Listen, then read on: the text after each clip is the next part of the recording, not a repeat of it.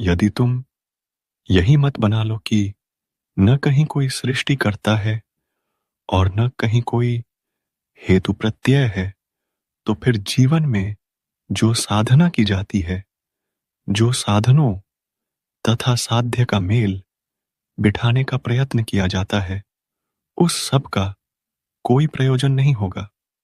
इसलिए हमारा कहना है कि जो भी चीजें अस्तित्व में आती हैं, वे सब सहेतुक होती हैं।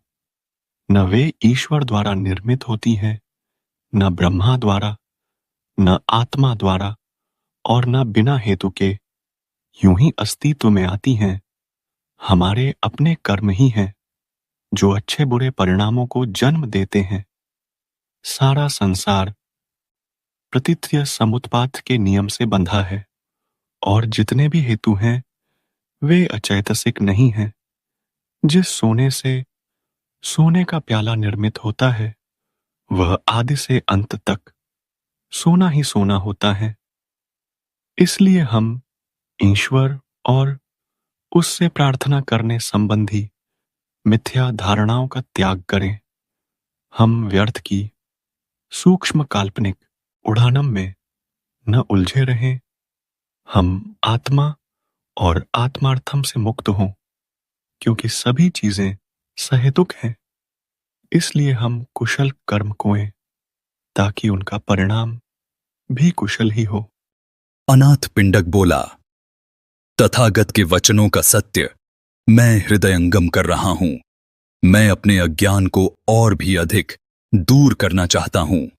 जो कुछ मैं निवेदन करना चाहता हूं, उसे सुनकर भगवान मुझे मेरे कर्तव्य का आदेश दें। मुझे काम काम बहुत रहता है, और क्योंकि मैंने बहुत धन इकट्ठा कर रखा है, इसलिए बहुत बातों की फिक्र करनी पड़ती है।